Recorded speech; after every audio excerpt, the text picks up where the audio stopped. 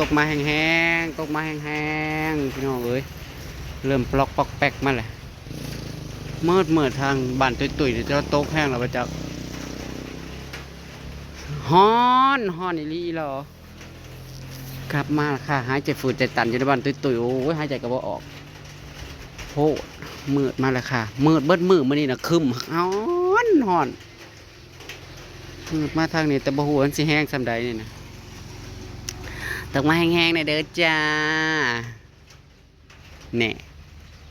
เงียบไปอีกแล้วเพราะตะปลอกปอกแปกนี่บอกแผ่นดินฮอตบอลายในที่สุดก็ตกลงมาจ้าบ่แห้งกับพ่อซุ่มซื่นนะพี่น้องเอ้ยขอบคุณจ้าขอบคุณจ้าขอบคุณที่ตกลงมาให้ชุ่มฉ่ำหัวใจหน่อยนิดนึงก็ได้พี่น้องเอ้ยตกบ่แห้งนะคะแต่ว่าเย็นขึ้นค่ะผูเป็ดข่อยกระซ้ำสีซื่นฝนตกมาแต่ดีนะบ่ลมพี่น้องเอ้ยภรรยาฝนตกใหม่ฟ้าลงแล้วโอ้ยอย่าลมไฟมาเลยดับตอนร้านสาวข่อยกับเฮ็ดเล็บไปกันโยค่ะไปเรียนเฮ็ดเล็บมาถ้าตีอีกรอบตอนแรงเด้อจ้าพี่น้องเด้อดีใจได้ฝนตกแล้วพี่น้องเอ้ยไม่มีอะไรดีใจไปกว่านี้ค่ะเพราะว่าอากาศมันร้อนซะเหลือเกินฝนตกใหม่เลยสิซื่นสิดีใจนั่นนี่แหละค่ะตกมาแห้งๆกว่านี้นะทอนเนี่ยวันนี้พอย่อยหางใส่ค่า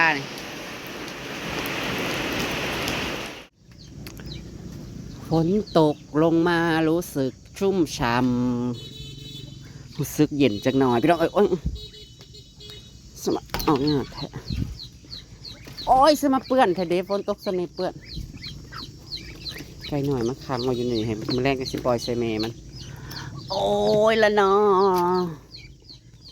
พวกเจ้านี่กินเปื้อนเลอะเทอะเนาะ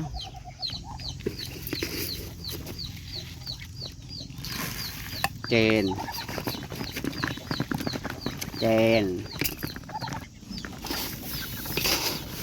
น้ำพ้นเนี่ยมันซ้ำสิเปื้อนเลอะเทอะพี่น้องเลยอันกินเนี่ยก็เหยียบขามาไรเท้า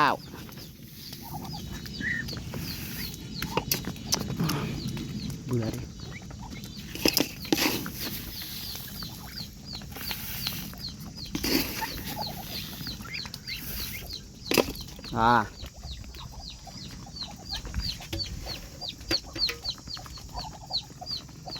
ปล่อยใส่มูมันสิอยากไปน้ำมาเกณฑ์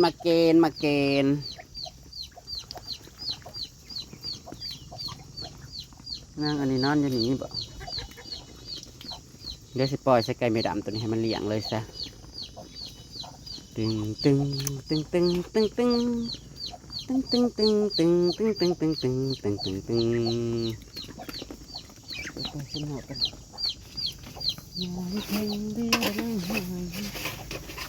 ้องห้องดอกมะแรงก็ปล่อยสกัดแม่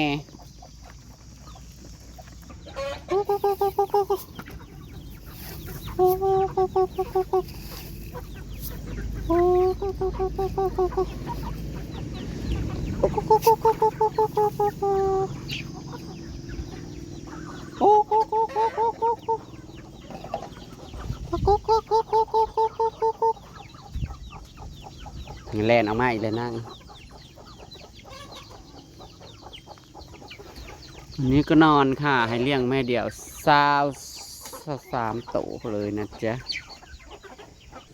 ฝนตกมาแล้วยืดซึกเย็นสดชื่นจังเลยจ้ะทุกคนดีใจดีเย็นได้มานี่ตกหน่ะบ่แห้งแต่ว่าจะเฮิงเติบพี่น้องเลยก็จะมีส้มส่ำนะจักหน่อยค่ะค่อนข้างกับสิบ่ไงปะใดฝนตกมาหดทางให้ค่ะ